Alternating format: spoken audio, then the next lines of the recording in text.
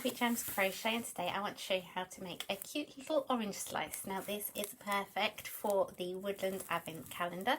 It's one of the decorations for that pattern, and you could also use it for putting on a wreath, putting on a Christmas decoration, on the Christmas tree, on a Christmas card, lots of different options. It's a really nice little applique type style decoration, and it's about a couple of inches tall maximum, maybe 1.5.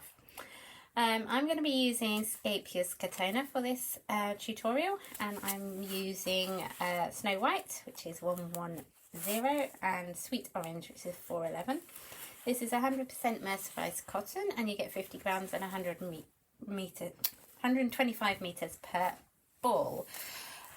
You'll also need a 2.5mm crochet hook, some scissors and a needle. I'm working in US terms for this pattern, and let's get started, shall we? No messing about here. So we're going to start with the orange, and we are going to make a magic ring. Oh, the orange looks really brown in that corner of the video. Right, it is orange, honestly. I don't know what my light's doing. So to make a magic ring, we're going to fold over the yarn like that, make a cross. I'm just wrapping it around my finger. Insert your hook into the ring, grab the yarn and pull it through, and then we'll just do a chain 1 to secure, like so. Now we're going to work in continuous spirals. I'm going to start with 6 single crochets into the magic ring. Okay, so insert your hook in the ring, grab the yarn and pull it through, and yarn over and pull through too. And then we're just going to repeat that. So we've got 6 single crochets. 2, 4, 5, 6. And then we're going to tighten our ring like so. Okay, round 1 is done. Round 2, we're going to work 2 single crochets into each stitch around. So getting into that first stitch I always find a bit tricky. Just wiggle your hook around and I'm sure it will go in. So we're going to do 2 single crochets into each stitch now, and this is going to increase from 6 to 12 for our stitch count. And this pattern just continues working in circles, in spirals, so it's like a amigurumi style, and you just increase by 6 stitches every single round. Okay, just make that a bit tighter in the centre. 2, 4, 6, 8, 10. We need 1 more or 2 more in here before we move on to round 3. Okay, so for round 3 we are just going to continue adding 6 stitches every round. So in the last round we did 2 stitches in every round. In this round we're going to do 1 stitch in the first stitch, then we're going to do 2 stitches, 2 single crochet stitches into the next stitch, and then we're going to repeat that. So it's going to be 1 and then it's going to be 2. And actually this is our pattern repeat now for the whole orange. So for round 4 we are going to increase to 24 stitches. So that's a single crochet in the first 2 stitches and then 2 in the next stitch, and we continue like that. So for round 5 we increase to 30 stitches, so we do 3 single crochets and then 2 in the next stitch. For round 6 we do 4 single crochets and then 2 in the next stitch, and that increases us to 36.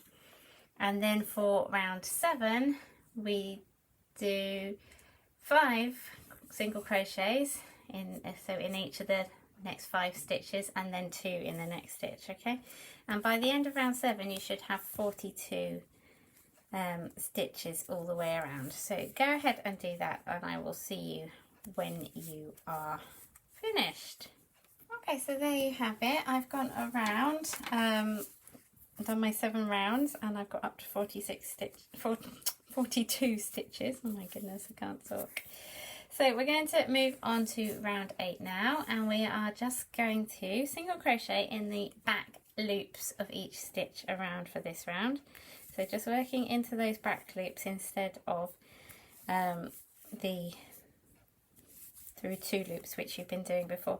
And actually, I just want to mention now quickly that if you want to try and keep your circle as circular as possible, you can change where you put those increases each round. So rather than putting them as the last 2 stitches of the round of the repeat, you can move them around to where you put them, and it makes for a much more circular circle, which is just what we want for our orange.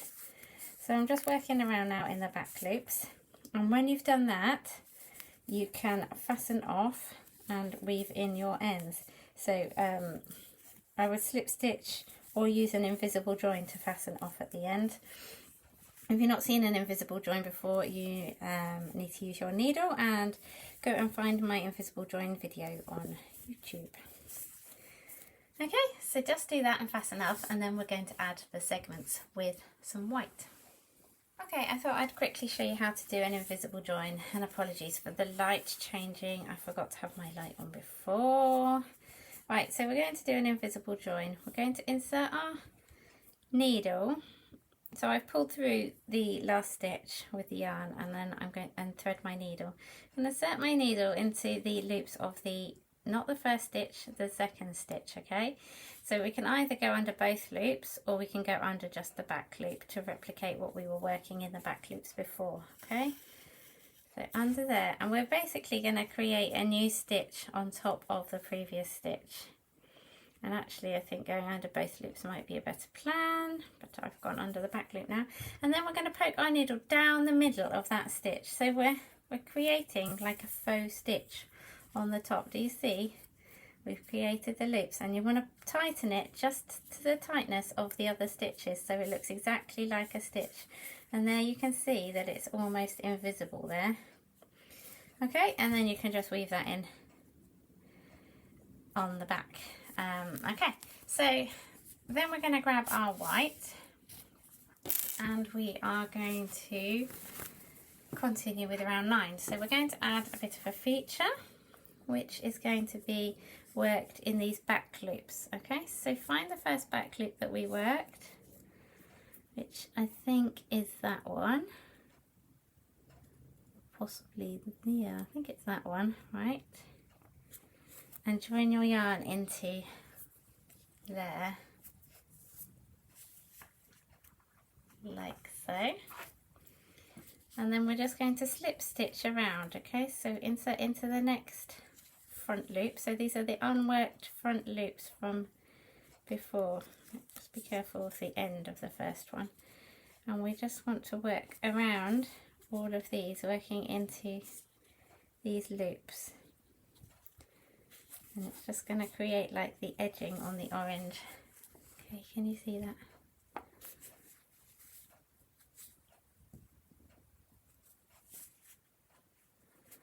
Okay, so continue doing that all the way around. When you get back to the beginning, you want to join it up. So you don't want to carry on going up the side. You want to stop at that point and join it onto this first stitch there. And you can do that again using your invisible join that we used a minute ago. Okay, so that is how we are looking now. And what we're going to do now is we're going to embroider segments onto our orange. So I'm just going to weave in my white on the back, and we're going to go from the center each time. So I'm going to poke through to the center, and we're going to go up to an outer edge and pull that through. Oops. Make sure you don't pull it tight, too tight, but you don't want it baggy either. Then we're going to go back to the center. So we want to do 6 kind of evenly.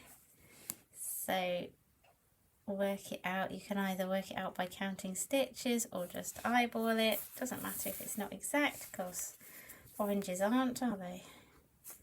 And then back to the centre again. So we need one about there, I would say, and opposite that. So again about here probably. Sorry, that's my ring banging on the table and lost the end. There we go. So back to the centre again, keeping it nice and flat.